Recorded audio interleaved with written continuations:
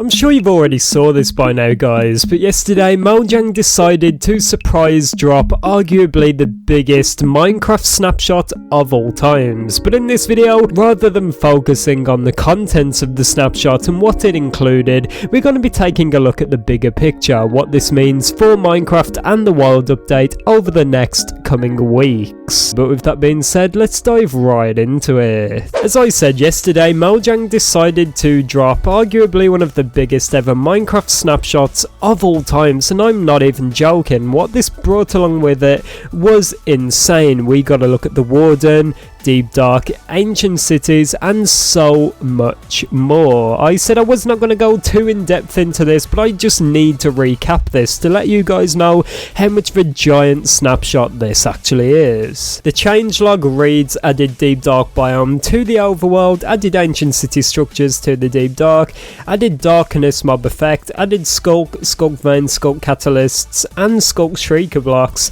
re-added Skulk sensor to creative mode menu. Skulk sensors now always activate when stepped on. Skulk sensors can now only be obtained with Silk Touch, and they added the Swift Sneak enchantment and added the Warden mob. There is so much content here and so much to talk about, but we're going to be including all of this in a future video. But what I want to focus on today is, what does this mean for Minecraft? What does this mean for the Wild Update, and what's going to be going on over the next few weeks and months? Now, we all know this, and we've all kind of been thinking this in the back of our minds, but not really saying it.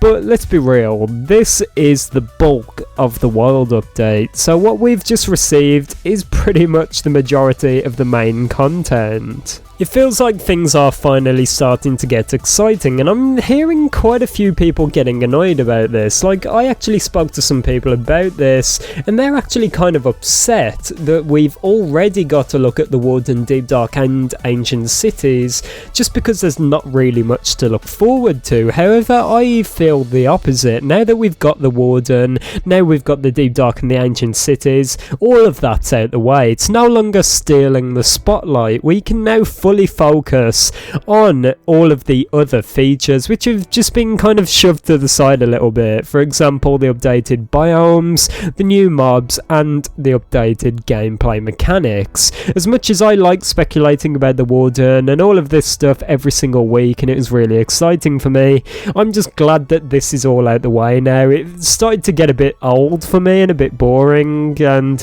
just speculating about it all the time and just thinking about this same mob we've been seeing since 2020 got a bit mind-numbing. So the fact that it is out the way is good news. I think for a while now the next few snapshots are going to be quite dull, and that is speculation, of course. We could go on with week after week hit, but as I said, I do speculate at least that with all of this work being put in, it's clear that the team has been focusing on this. This is why, most likely at least, we received no Java Edition snapshot for weeks and weeks upon end. We've been waiting for such a long time for something from Mojang.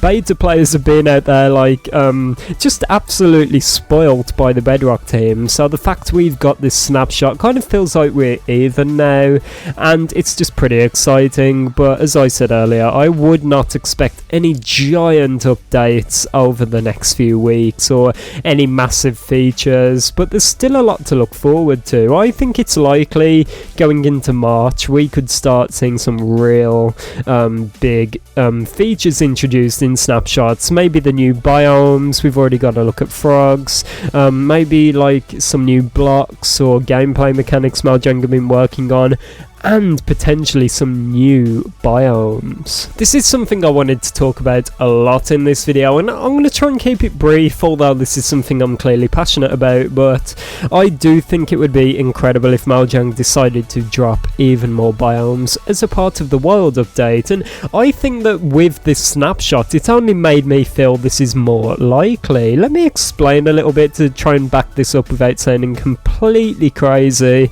But after getting this Snapshot, and it's only like, what, midway through February, nearly the end of the month, right? So there's still plenty of time to go until the summer, when Mojang usually drops their Minecraft updates. That would give them so much breathing room and potential time to just add some bonus features to this update, and Mojang have been proven in the past to do this.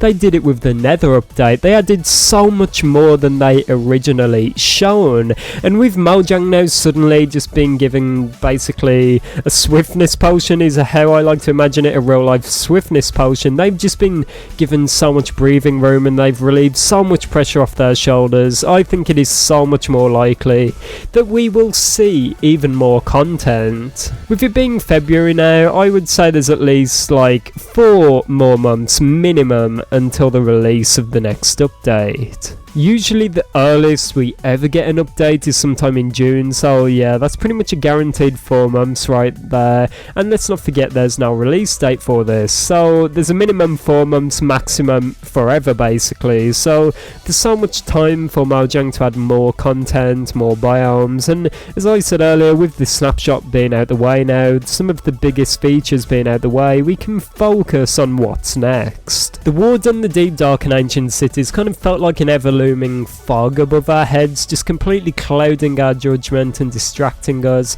from the bigger picture of the Wild update. But now that that's in the past, we can start focusing on what actually is the update. What is the Wild update's personal identity, and what could this be for Minecraft? But yeah, that's just my thoughts about all of this. Let me know what you think down below in the comments. But it's pretty exciting to see Mojang just basically shadow drop an absolute massive snapshot like that. These are the biggest features we were all looking forward to, so the fact that they're there now is incredible. I will leave a link to the Minecraft.net article down below in the description, so if you want to check out all the changes for yourself, then feel free. If you did make it this far into the video, everyone, show support by dropping a like on the video and subscribing to the channel if you've not already. We do daily Minecraft content here, and it's the best way to keep up to date with all of the latest and greatest news and information. I apologise if I sounded a bit weird or different throughout this video, because I have been a bit ill over the past few days, so if that's why my voice sounded a bit different, then that's why. But thank you for watching till the very end of the video. If you're hearing this,